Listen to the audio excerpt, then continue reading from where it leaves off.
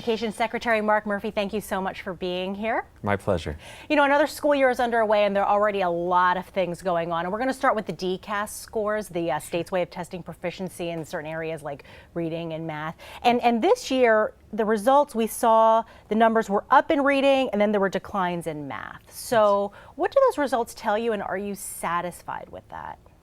Well, the first thing that we make sure we do is we ask our educators what's going on in the classroom, and our principals and our district leaders, are we seeing the gains with our students? And DCAS is one of those measures, and we did not see the same level of gains this year that we saw last year.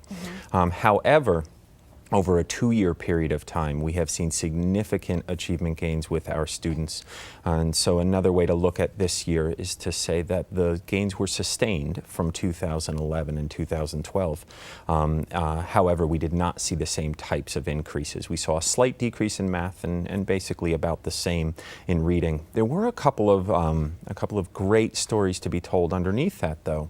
And one of them is that we saw an increase in the number of students who were able to score advanced levels of proficiency, and we saw it especially at middle and high school. Right? These are not often grade levels where we see those types of increases, and that is most important to us because the core work that we're focusing on right now is making sure that all of our children are on a path to be ready to go into college and be successful, to go into meaningful careers and be successful. And what we know is that they have to be working at that advanced level in order to be confident to be on that sort of path. So seeing those increases was a great success for our schools, while we also know that we need to continue to make gains overall. But DCAS is not really going to be around for the long term with the implementation of Common Core. That's right. So this is the big year for that implementation. Let's talk about that and how teachers are preparing to help students reach certain federal standards. Yes, I think it is safe to say that this is the most important work this year in our schools. And if you go into any school in the state, you will hear about this work around Common Core. And in essence, what Common Core is it is a pathway. Common Core is a pathway for our children and our educators to follow to prepare our children to be ready beyond our walls, into college, into careers. And the work for our teachers is around aligning their instructional materials, aligning their Tuesday morning assessment, and aligning their teaching strategies so that students can meet those expectations. Common Core, the expectations, and our teachers are working to meet those expectations through the work that they do to design the instruction. Well, Secretary Murphy, let's talk about funding. Next year, is that the last time, I guess, is next year the last for federal funding? And if so, are there parts of Race to the Top that will actually remain if funding goes away? Yes, so we all know that the state received $119 million in Race to the Top funding a number of years ago. This is officially the last year of that grant, this current school year. However, the federal government has opened up the opportunity for what they're calling a no-cost extension. So what that means is that this is the last official year, but we will likely be able to extend some of the funding into the next school year as well. What that means is that we have to take a very critical look at all of the Race to the Top programs and initiatives that are happening right now and determine which ones we want to pursue in the future. We have been doing that very critical look for the entire last year, and we made some moves this year. So for example, we have downsized some of the initiatives, spending significantly less money on things like data coaches, which were a bit large investment in our schools in the initial years of Race to the Top. But yes, we will have to look at all of these initiatives and programs and determine what we want to pursue and what we do not want to pursue moving forward. I think there's a really important point here, which is that in education, we've had a tendency over the years to adopt things and then never give them up. And what that results in over a decade or 2 decades is the plate becoming more and more full, and our teachers feel that more than anybody else. And so it is important to say, you know what, we did this initiative for a number of years. This initiative was beneficial to our teachers, but we're not going to do that anymore. We're actually going to stop doing something in education. And so we will take that critical look this year and make those decisions. And most importantly, we'll make those decisions in concert with our teachers, our principals, and our superintendents, as they know best what initiatives are working for their kids. So it's safe to say Delaware forever changed the way it approaches educating kids here. I think it is safe to say that. When we look back a number of years and we compared to today, we are seeing many changes. I think one of the most significant changes that we have seen as a result of this Race to the Top work has been the work that is happening in every single school around what our educators call PLCs, which stands for Professional Learning Community. And all that really means is that people are working together based on student data to make the best possible decisions on how we teach kids. But now every single one of our schools and teachers is engaged in that type of collaborative work, and you could not have said that 4 years ago. You know, some of the programs that were cut, like the data coaches that I think are eventually not going to make it once we lose the federal funding, were they cut because it's too expensive, or they just weren't all that helpful? Neither. Okay. They were cut because the original intention was to build capacity of our educators, both our educational leaders in our schools and our teachers, to use student data in a really meaningful way. Well, once you build that capacity, then you don't need that support. So we have continued to provide that support where it has been demanded in our schools and where our schools have needed it. This year, we're continuing to fund some of that work. But once you build that capacity and that expertise, you do not need to continue to build greater expertise. Our teachers can then do that. Okay, I'm going to shift gears here. We're going to talk about the shooting at Sandy Hook Elementary in Newtown, Connecticut. Just horrible, tragic story. The state has been pushing for these statewide school safety plans. Where are the schools in terms of having an overall uniform safety policy? Yes, all of our schools are in the process of ensuring that they have a school safety plan in place, and our Department of Homeland Security is leading that effort. I think so. There's two major pieces for all of our communities and our parents to understand. One is that our schools are taking this very seriously, and we have shortened the timeline for all of our schools to have these safety plans. So that is happening as we speak.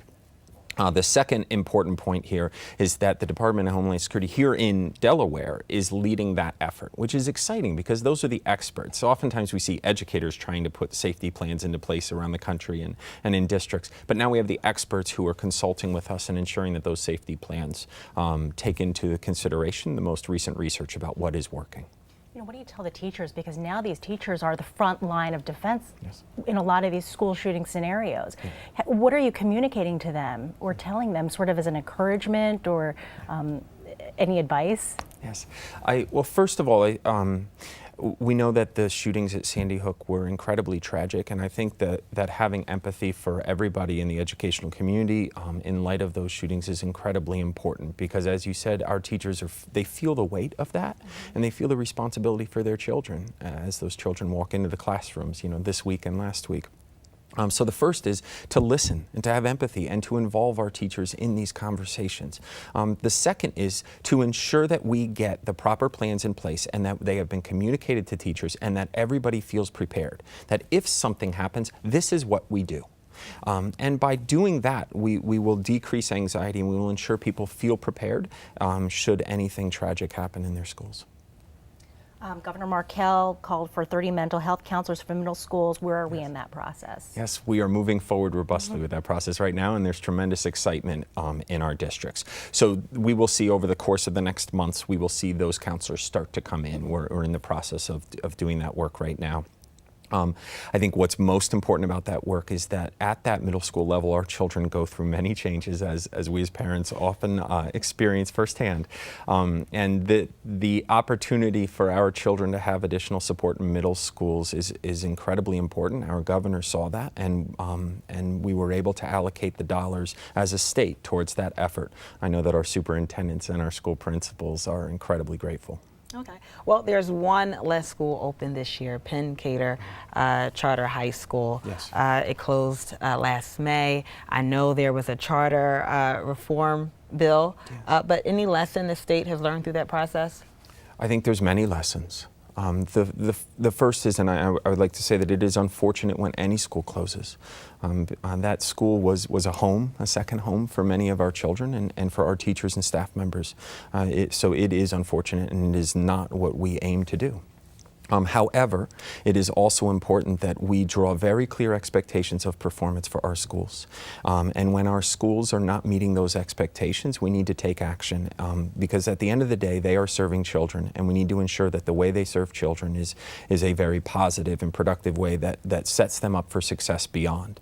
And so one of our lessons, and it was embedded in our new charter school law, is that we have to have very clear expectations from the beginning, throughout, and as we measure the performance of our schools over time. And we will continue to work on that.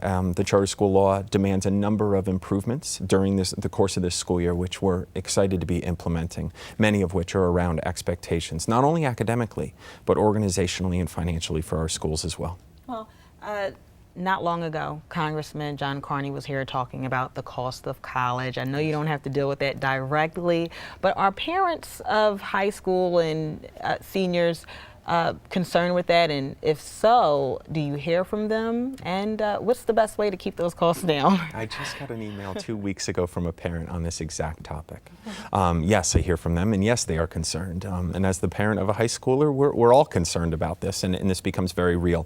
And no, I don't deal with this directly. However, we do feel a real responsibility for this at the Department of Education, and I do have a higher education office that serves our children with scholarships and funding. I think that it is exciting when we look nationally that Delaware is in comparatively a much better place than many states in regards to the dollars we're able to put in the hands of our children as they set foot into college. Things like the SEED Scholarship and the Inspire Scholarship to support them. And many of our students are staying in-state. More than half of our students stay in-state for college, and we provide funding to help them with that.